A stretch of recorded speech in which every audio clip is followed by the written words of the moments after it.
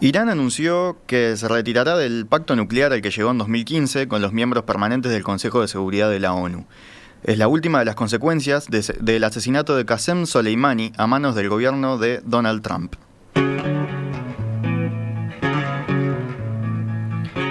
El jueves por la noche, repasemos, ¿no? Un dron estadounidense mató a Soleimani en el aeropuerto internacional de Bagdad, en Irak. Soleimani era el principal líder militar iraní y una figura de enorme peso en la política internacional del país y la región. Junto con él también falleció una figura iraquí cercana a Irán. El presidente de ese país, Hassan Rouhani, advirtió que se vengaría de ese horrendo crimen, lo que motivó una sucesiva respuesta de Donald Trump. El primer mandatario estadounidense avisó que sus fuerzas armadas ya tenían en la mira 52 objetivos iraníes, algunos, según dijo, importantes sitios culturales y que estaban listos para atacar muy rápido y muy duro ante una acción iraní. La cifra de 52 no es casual, tiene que ver con la cantidad de rehenes norteamericanos que quedaron atrapados en la embajada hace 40 años, en Teherán, en el comienzo de la revolución que estableció una teocracia en el país persa. ¿De dónde viene este cruce tan agresivo? ¿Hay posibilidades de que continúe escalando y desemboque en un conflicto bélico? Bueno, para hablarlo está con nosotros Susana Mangana, experta en el mundo árabe e integrante de la Mesa Internacional de En Perspectiva, también en la Hora Global, en las tardes. ¿Cómo andas, Susana? ¿Qué tal, Gastón? Un gusto estar contigo aquí de nuevo. La trajimos de lejos, tengo entendido. Le cortamos las vacaciones, ¿no? No pasa nada. Realmente hay que estar atentos a estas cuestiones porque yo no la esperaba. Sí, suficientemente graves, ¿no? Sí, muy graves, como dice Rosario, y evidentemente también hay que darle esa mirada, ¿no? Esa vigilancia entre académica y periodística a una escalada de tensiones que evidentemente nos demuestra que aquí hay una guerra en curso ya. No es si la va a haber, como se decía en redes sociales, si habrá acaso una tercera guerra mundial. Yo creo que esa guerra se está librando en territorio de Irak hoy, pero también hay otras guerras allí en Oriente Medio que no se han cerrado. La guerra de Siria, la guerra de Yemen. Entonces el conflicto sempiterno entre palestinos e israelíes o árabes e israelíes. Entonces todo esto se ve ahora opacado por esta escalada de tensiones y este cruce de amenazas belicistas entre un presidente también errático en su política exterior, como ha demostrado ser Donald Trump, y por supuesto las autoridades de Irán, que ahora amenazan con retaliar y sobre todo lo que evidentemente era de esperar, que ya no van a respetar los acuerdos o lo que se llamó el Plan Conjunto de Acción Conjunta de la Unión Europea, Organismo Internacional de Energía Atómica, Naciones Unidas, Rusia, porque no era solo Estados Unidos que había firmado en Viena en el 2015 el pacto o el acuerdo nuclear, sino que realmente yo creo que era una manera de traer al redil a Irán hacia el lado de Estados Unidos con Obama, pero eso ha quedado totalmente desdibujado con la presidencia de Trump. Y ahora fíjate que mi temor, Rosario, Gastón, es que se le esté dando alas a la administración de Trump para decir ellos están volviendo a enriquecer uranio, van a fabricar un arma nuclear, tenemos derecho a atacar, ¿verdad? Y esto es lo que hay que tener en cuenta, que sabemos cómo empiezan los conflictos, pero no cómo terminan. Pero tú hablas de guerras, es la primera que interviene Occidente, porque todas las demás son como locales, digamos, dentro de fuerzas de Oriente. Siempre hay fuerzas internacionales metidas, ¿no? Exactamente, siempre ha habido Son guerras de proximidad, como se le llama. De proximidad, pero también tenemos allí una intromisión, una interferencia de las grandes potencias, que no son solo Rusia y Estados Unidos, también hay potencias regionales que están vigilando sus intereses, con una mirada muy atenta, están en una tensa calma, como puede ser Arabia Saudí, como puede ser Israel, pero también una Turquía que tiene sus propias veleidades, porque recordemos que con un presidente como Erdogan también tiene interés en posicionarse en la región de Oriente Medio. Son potencias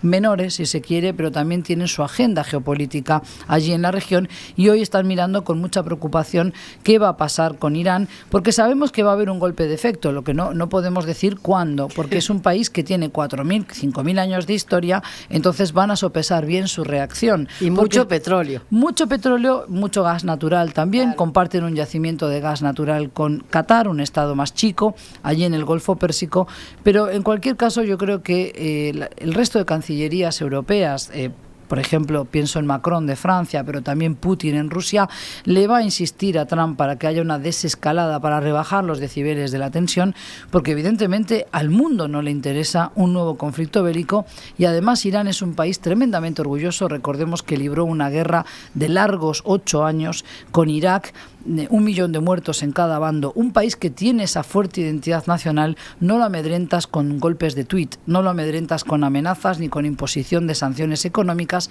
por más que se haya resentido mucho el bolsillo de la gente común, la gente de a pie. Hay un estancamiento de la economía iraní que ya detecté el año pasado cuando visité. Claro, el año pasado se reinstauraron las sanciones económicas que se habían quitado cuando se firmó el pacto. Correcto, pues fíjate que eso afectó muchísimo a la devaluación de la moneda, por ejemplo. Entonces eso castiga mucho al pueblo, ¿verdad? Y siempre hay que diferenciar entre régimen y pueblo. Por más que ahora las imágenes de las exequias o de lo que son los funerales, las pompas fúnebres, digamos, por este general asesinado, Soleimani, muestren una calle totalmente abarrotada, muestren mujeres llorando y gimiendo y rezando en las calles, en las vías públicas. Yo también he podido conocer a iraníes que no todos están de acuerdo con la política del régimen de Irán, pero claramente vemos una pulseada, sobre todo una pulseada dialéctica entre la administración de Trump y por supuesto las autoridades de Irán, y este hombre que no era solo un militar, no era un general más, sino que era realmente quien dirigía la fuerza de élite al-Quds, o en árabe y en persa quiere decir Jerusalén, con la carga significativa que eso tiene para todo musulmán, y integraban ese cuerpo de la Guardia Revolucionaria de la República Islámica de Irán. Que es como la CIA de iraní, digamos, ¿no? La CIA, pero además actúa fuera de fronteras. Fuera de fronteras. Por eso era un brazo de la acción exterior iraní, sobre todo en esas guerras de proximidad, apoyando a grupos paramilitares como Hezbollah o Partido de Dios en Líbano, que es partido político y guerrilla. Tenemos también a los huthíes, por ejemplo, en la península arábiga, concretamente en Yemen, donde hay también, ¿no? Una crisis humanitaria abierta. Hamas también en Gaza sobre todo, aunque el apoyo iraní a Hamas muchas veces ha sido magnificado en el sentido de que no siempre ha entregado ni tanto dinero ni tantos cohetes, pero evidentemente es un apoyo que reciben estos grupos justamente para seguir haciendo esa guerra de desgaste, que es luego la que denuncia Arabia Saudí u otras potencias menores en la región como Qatar o Emiratos Árabes Unidos, sobre todo porque entienden que hay una interferencia abusiva de Irán. Pero por ahora lo que hay que denunciar es la lamentable situación en la que ha quedado Irak, un país que venía saliendo con mucho esfuerzo de una situación muy caótica tras lo que fue el desmantelamiento del régimen de Saddam Hussein a partir del 2003 y la entrada unilateral de Estados Unidos, recordarán, para buscar armas de destrucción masiva que no encontraron porque no las había, pero además porque esas fracturas producto de esa política exterior occidental, no solo de Estados Unidos, de apostar al confesionalismo, al sectarismo, Rosario, lo que ha hecho es dividir las naciones en bandos, en grupos, y eso no ha traído más paz para estos países, tampoco más democracia, desde luego. Y entonces esa fractura hoy ha vuelto a quedar expuesta. Entonces tenemos a grupos pro-iraníes, grupos pro-Estados Unidos, y tenemos a otros grupos que son extremistas suníes. Bueno, y está Rusia. Está Rusia de por claro, medio, que no sabemos qué. Pero Rusia tiene sus intereses geopolíticos allí. Además, Rusia ha vuelto a posicionarse fuertemente con el conflicto de Siria en Oriente Medio. Lo había abandonado durante un tiempo y ahora ha recuperado presencia militar, pero presencia también geopolítica, y no va a dejar que haya más botas estadounidenses en un territorio que le es importante. Recordemos que más de 25 millones de rusos son musulmanes y, por tanto, el espectro, el fantasma del integrismo islámico también afecta a la política rusa.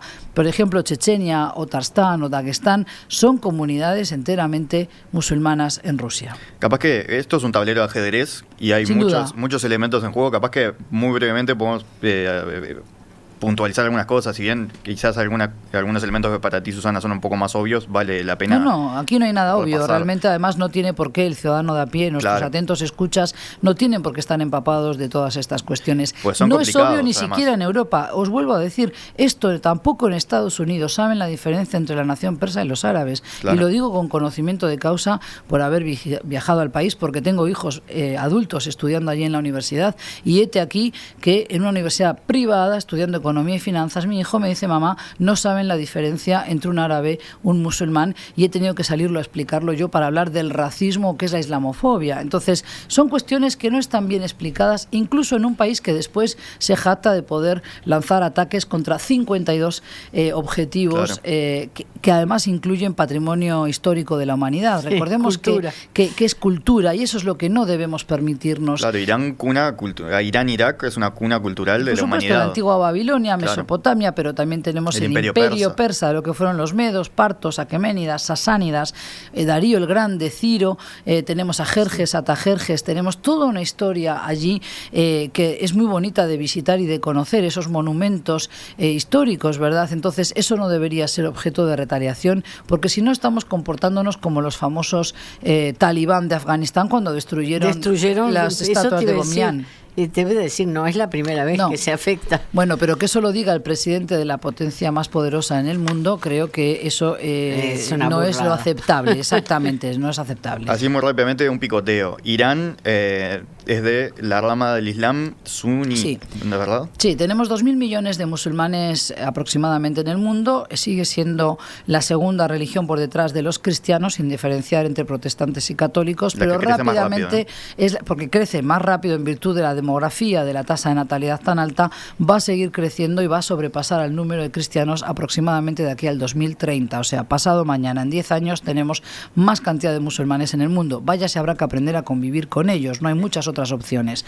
Por otro lado, dentro de esos 2.000 millones de musulmanes, hay dos ramas muy claras, la de los suníes y los chiíes. Los suníes son seguidores de la tradición o la suna del profeta, quiere decir que a la muerte del profeta eligieron, de acuerdo a su buen saber del momento, séptimo siglo de la era cristiana, eligieron al líder con las condiciones más idóneas para el cargo. Era un hombre añejo, un hombre de edad, con experiencia vivida, que había compartido la experiencia profética del profeta Mohammed, o Mahoma en la voz castellana, y eligieron a un veterano como Abu Bakr. Eso fue rechazado por los seguidores del primo y yerno del profeta, Ali, y entonces ellos iniciaron lo que llaman la Shia Ali, o los compañeros seguidores de Ali. Eso es lo que llamamos hoy la Shia o la Shia, según la transliteración del término. En francés diríamos el chiisme, y nosotros en castellano decimos chi, para no copiar a los franceses, sino decir chiita. Es así, el manual de estilo de F y de España del país te dicen los gentilicios deben terminar en i latina, por eso decimos reino hachemí de Jordania,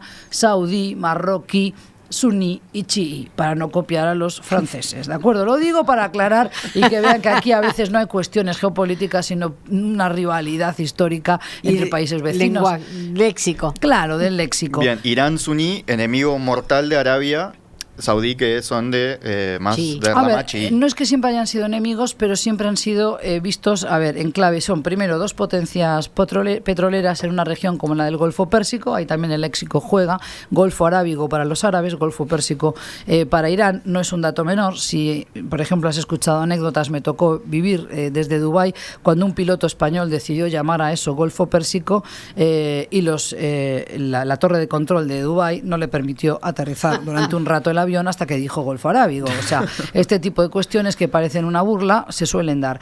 Entonces, sí, son adversarios, sobre todo porque Arabia Saudí todavía deriva parte de su legitimidad ante el mundo musulmán por ser el custodio de los lugares santos, quiere decir la Meca y Medina, las dos principales ciudades santas del Islam para todos los 2.000 millones de musulmanes. A donde no se puede entrar si uno no es musulmán. No, claro, a Meca y Medina no se puede entrar a menos que mientas, y no es fácil y tiene un castigo, entonces no se puede entrar a menos que seas musulmán, ¿sí? Y para ello, si eres un converso, tienes que llevar un certificado que acredite que tú te has convertido al Islam. Hay musulmanes de nuevo cuño en América Latina que viajan a la Meca, pero tienen que demostrar que son musulmanes. No alcanza que yo vaya y diga soy musulmana. Pero para no apartarnos del tema hoy, Arabia Saudí capitanea el bloque de los suníes, mientras que Irán capitanea el de los chiíes, porque son los que defienden la doctrina de los 12 imanes. ¿Qué quiere decir esto? Es el imamato chií.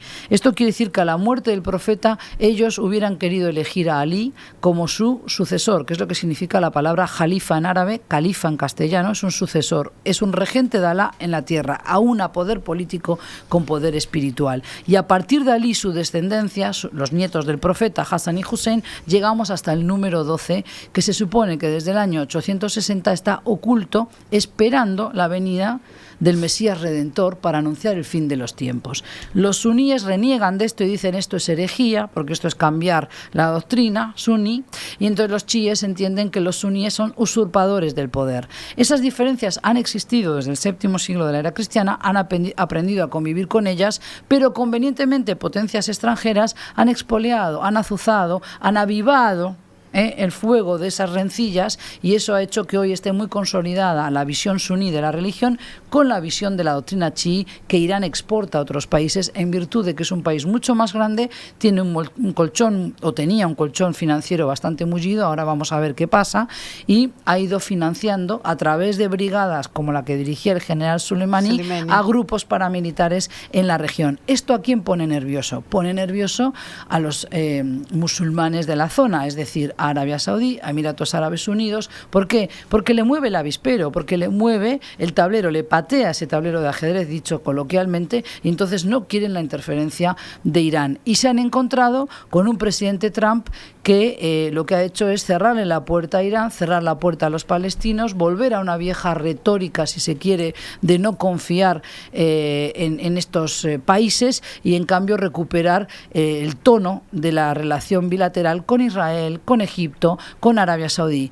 Mientras que Obama, en aquel mítico discurso de la Universidad del Cairo del 2007, habló de derechos humanos, Trump no habla de derechos humanos, no le interesa ni un poquito. Lo que le interesa es dar gloria a América, vender más armas, posicionar a América y no perder las guerras.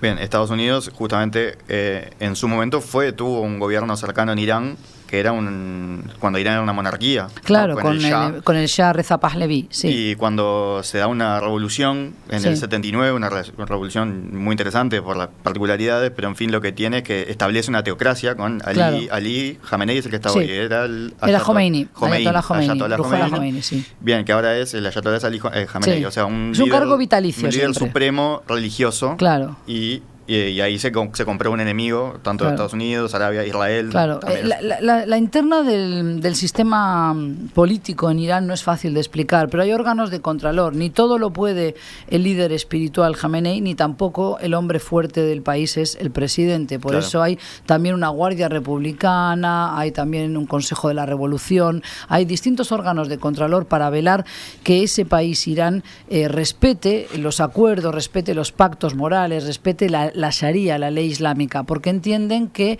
la ley en el país debe basarse en el Corán y en la doctrina del imamato chií. Nos puede parecer anacrónico, pero díganme ustedes, por favor, la diferencia con Arabia Saudí, porque yo no la encuentro. Pero Soleimani tenía a uno, respondía a uno solo de esos dos poderes. Claro, ¿no? O sea, en realidad él era más cercano al líder supremo de la revolución, pero sobre todo, además, era el hombre fuerte en materia de ese brazo ejecutor de la acción exterior iraní.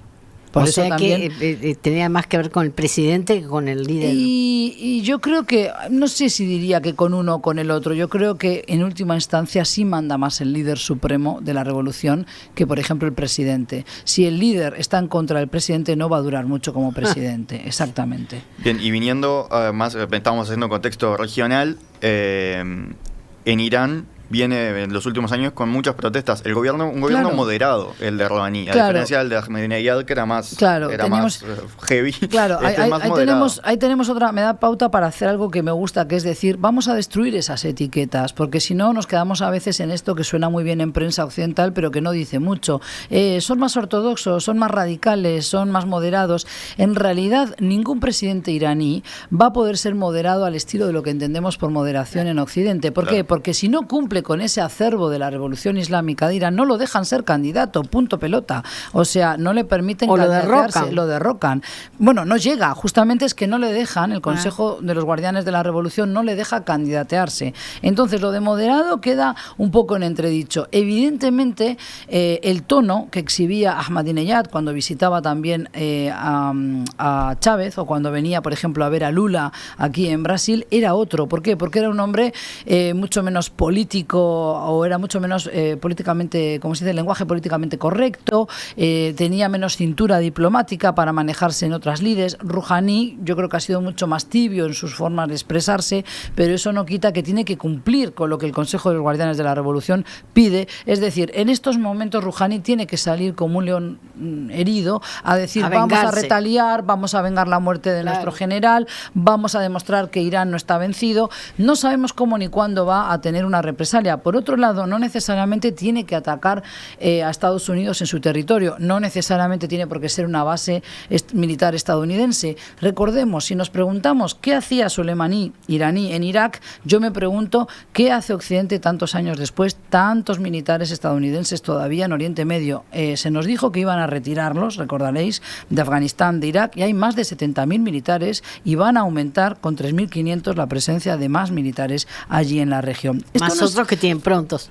No es una historia, Rosario, de buenos y malos. Nunca las cosas son así de fácil, porque si no, sería fácil decir, bueno, este es el malo, vamos a hacer algo con este país. No es tan sencillo. Y vuelvo a decir, creo que aquí hay intereses geopolíticos que están siendo cultivados por unos y por otros. Y bueno, tenemos una política bastante errática de una Casa Blanca que vuelve a apostar al militarismo, vuelve a apostar a la venta de armas. Arabia Saudí es un gran comprador junto con Emiratos Árabes Unidos, un país muy chiquitito, con apenas población local, depende de la mano de obra extranjera que puede importar, y sin embargo son grandes consumidores del armamento estadounidense.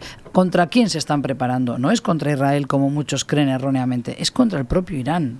Entonces, yo creo que ahora el mundo, o a través de sus cancillerías y las potencias más cercanas a Trump, puedan de alguna manera intentar incidir en el presidente para que rebaje las tensiones y no llegar a otra escalada que es imprevisible cómo puede eso afectarnos. Porque recordemos que después ahí es donde se mezcla todo, política y religión, y es donde vemos a esa turba enfurecida en Pakistán saliendo a quemar banderas de Estados Unidos. Y claro, porque les estamos sirviendo en bandeja un argumento más para decir Occidente siempre prepoteando a los musulmanes, siempre extorsionando a los ciudadanos de un país y de otro, y lamentablemente Irak como un teatro de operaciones, un país tremendamente rico que tendría que tener unos niveles de vida altísimos y sin embargo sus ciudadanos ven que tienen en algunas condiciones peores que en países de África, y eso es lo que genera mucho resentimiento entre jóvenes como tú, Gastón, que un día u otro van a ver que no hay otro futuro si no es plegarse a su grupo, a su secta, y a partir de ahí son carne de cañón para que los empiecen a alienar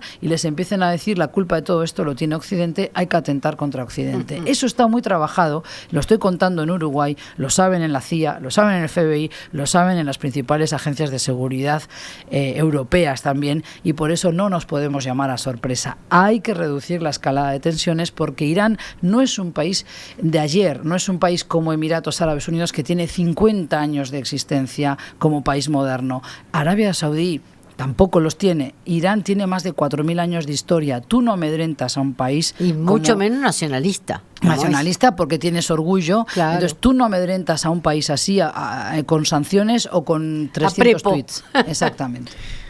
Bien, un dato nomás, recién estaba revisando la prensa internacional, que ya hay algunos líderes internacionales como Boris Johnson, sí, que estaban poniendo paños fríos, diciendo que no había que atacar sitios culturales, que es un crimen de guerra. Bien, pero nos quedaba un dato de contexto. Recién en la tertulia se mencionaba, había algunas dudas sobre por qué Estados Unidos sale del pacto nuclear, el acuerdo nuclear que había firmado Obama. Sí.